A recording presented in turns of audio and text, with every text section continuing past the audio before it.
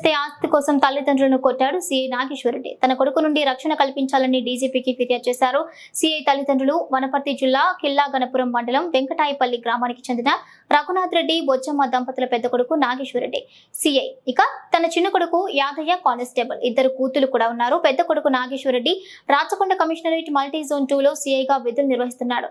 రఘునాథ్ రెడ్డి తన ఆస్తి 30 ఎకరాల 23 గుంటల్లో పెద్ద కొడుకు పేరుపై 15 ఎకరాలు, చిన్న కొడుకు పేరుపై 11 ఎకరాలు, మిగతా భూమి కూతుళ్లకు ఇద్దామని పెట్టుకున్నాడు. 15 ఎకరాల భూమి తీసుకున్న పెద్ద కొడుకు సీఐ నాగేశ్వరరెడ్డి ఇంకో 5 ఎకరాలు కావాలని తల్లిదండ్రులను కొడుతూ హింసిస్తున్నాడని మనస్తాపానికి గురై చిన్న కొడుకు ఆత్మహత్య యత్నం కూడా చేసుకున్నాడు. దీంతో తమ పెద్ద కొడుకు నాగేశ్వరరెడ్డి నుండి తమకు ప్రాణహాని ఉందని, అతని నుండి రక్షణ కల్పించి అతనిపై చర్యలు తీసుకోవాలని రాష్ట్ర డీజీపీకి తల్లిదండ్రులు ఫిర్యాదు చేశారు.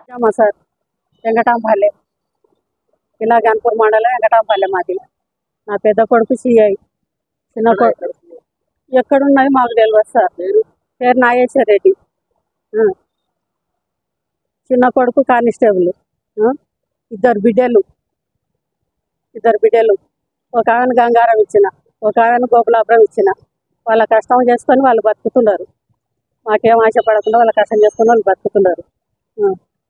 మాకు ఆస్తి పంపకాలు ఆస్తి చేసి అని మా పెద్ద కొడుకు 4 ఏళ్ళ నుండి మాకు సతాయించాడు. సతాయిస్తే నాయన నేను చచ్చిన దగ్గర ఉండండి, చచ్చినాక చేసుకుందరని చెప్పిన. చెప్తే అట్లా కాదు, నాకు ఇద్దరు కొడుకులు, మీరు చచ్చిపోతే సగం కావాలి అంటాడు తమ్ముడు. నాకు ఇద్దరు కొడుకులు, నాకు 2 భాగాలు చేసి నాకు 10 ఎకరాలు, తమ్మునికి నాకు 20 ఎకరాలు, తమ్మునికి 10 ఎకరాలు. ఒక కొడుకు ఒక బిడ్డ కదా, తమ్మునికి 10 ఎకరాలు. తమ్ముని బిడ్డ ఉంటే నా కొడుకులు తమ్ముని కొడుకు కలిసి పెళ్లి చేస్తారు. నాకైతే ఇప్పుడు 20 ఎకరాలు అన్నాడు. ఇదేకటి పద్ధతి నాయన, ప్రపంచంలో లేనిది. నీకు పెద్ద ఓదలు ఉండవు, ఏంటికి కారం అవుతావు నాయన.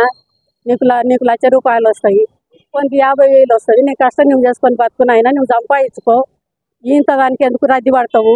నువ్వు నీ పిల్లలు ఉన్నంత వరకు గుడకంగా ఇది అన్యాయం చేసిండని అనుకుంటారు జనం. వద్దు నాయన, నీ కాలు మొక్తానాయన. ఒకవేళ అమ్మనాయన చచ్చిపోయినరు అనుకో, అమ్మనాయన చచ్చిపోతే నేనే సాకినా, నేనే చెల్లెలు పెళ్ళిళ్ళు చేసిన అనుకో, నేనే తమ్ముని సాగిన అనుకో, పెద్ద మనసు చేసుకొని ఆయన ఈ కాలం కాకుండా ఆయన నీ కాళ్ళు మొక్కినా చెప్తే కూడా కాక పొట్టనీకి వచ్చిండు. కుర్చీ తీసుకొని ఉరికొచ్చినప్పుడు నాకు మోకాలకు ఆపరేషన్ అయ్యింది. లేచే పరిస్థితిలో లేను. నేను లబలబ మొత్తుకునే వాళ్ళకల్లా నా ముందర కుర్చీ వాళ్ళకి పెట్టిండు. అట్లా 4 సార్లు వచ్చి 4 కుర్చీలు వాళ్ళకి దిగిండు. ఒక్కడు ఒంటిగా వచ్చిండు. పేపర్ తీసుకొని వచ్చి నాకు ఏడాడిస్తావు ఇక్కడ రాసి, ఫస్ట్ నాకు ఏడాడిస్తావు రాసి అని 2 సార్లు వచ్చి బెదిరించిండు.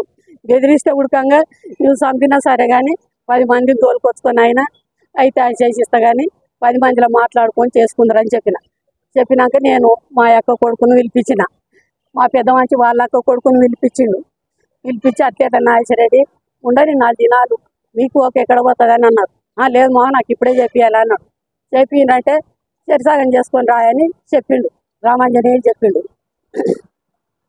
చెప్పినాక నువ్వు ఇట్లా అడిగినావంట అని అడిగిండు. అయినా మామ అవుతాడు. 4 ఎకరాలు వస్తుంది మామ, పెళ్ళాళ్ళకి సరి ఎకర ఇస్తా అంటున్నాడు కదా నాయన, వాళ్ళు కష్టం చేసిండ్రు కదా, ఇయ్యకోకో మాకేం బాధ లేదు, మాకు సరి 14 ఎకరాలు వస్తుంది మామ, చేసుకుంటాం అన్నాడు. అంటే నేనేం చెప్పినా, నాయన చేసుకుంటారు ఎట్లా నేను చేసిస్తాను, పెద్ద మనుషుల తోలుకొచ్చి పార్కాత రాసుకొని పార్కాత రాసుకున్నాక ఓ క్లాస్ అన్ని తోలుకొచ్చుకొని కొలతలు చేసుకొని మళ్ళీ దేశాలు రాసుకోండి. ఈ దేశకు నేనుంటా, ఆ దేశకు నేనుంటా, ఇక్కడ వాడు ఇక్కడ నేను దేశాలు రాసుకొని చేసుకోండి నాయన చెప్పిన. అట్లా కాదు, నాకు రాసి నాకు ఎక్కడో తిక్కు రాసి అని మళ్ళీ ఓసారి వచ్చిండు. పార్కాత రాసి ఇచ్చినాకనే మళ్ళీ వచ్చిండు అన్నాడు. జనవరి ముందర వచ్చే పోతున్నాయి, ఆయన ఎలా వస్తా చూడు. పెద్ద కొడుకుకు 15 ఎకరాలు, చిన్న కొడుకు 11 ఎకరాలన్నారా ఇచ్చినాక ఇప్పుడు మళ్ళీ వస్తుంది నాకు, నాకు ఇవ్వాలి, ఇచ్చిన దగ్గర ఎవరు చేసేది లేదు అని అందరు నాపిండు, కవులలో నాపిండు.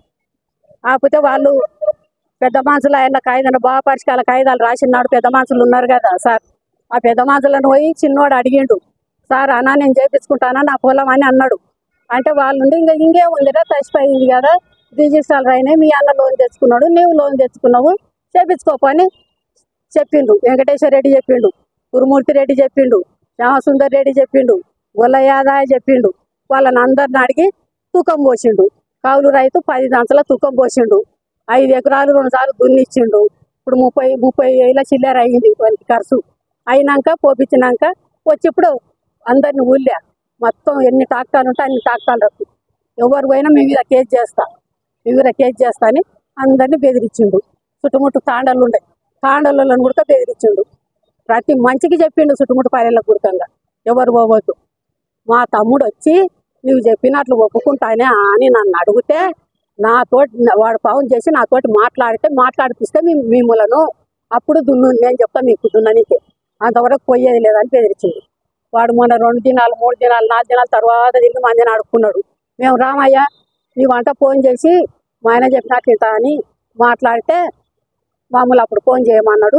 5 ఎకరాలు కావాలి, ఇవ్వకపోతే తలకాయ రోట్లో పెట్టి దంచుతా అని మాతోటి అన్నాడు.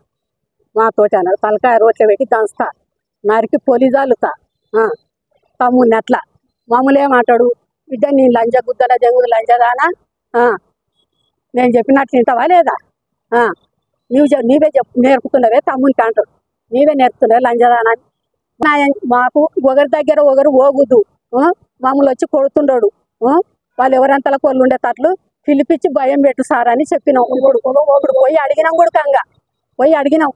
ఇప్పుడు పారకాతి ఎట్లుందో వాళ్ళ రిజిస్ట్రార్ రూల్ ఎట్లుందో అట్లే ఎవరి దాళ్ళు చేసుకోమని సార్, లొల్లు వద్దు.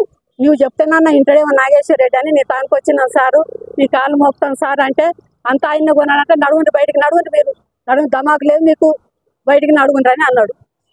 మేము కాళ్ళు మోపుతామంటే ఒక మా మాటలు బయటకు దొరికించండి. పోయిన అని తలిగితే బెదురుకొని బయటకు వచ్చినాం. మేము నాగేశ్వర రెడ్డి తోటి ఫోన్లో మాట్లాడేది మేము విన్నాం.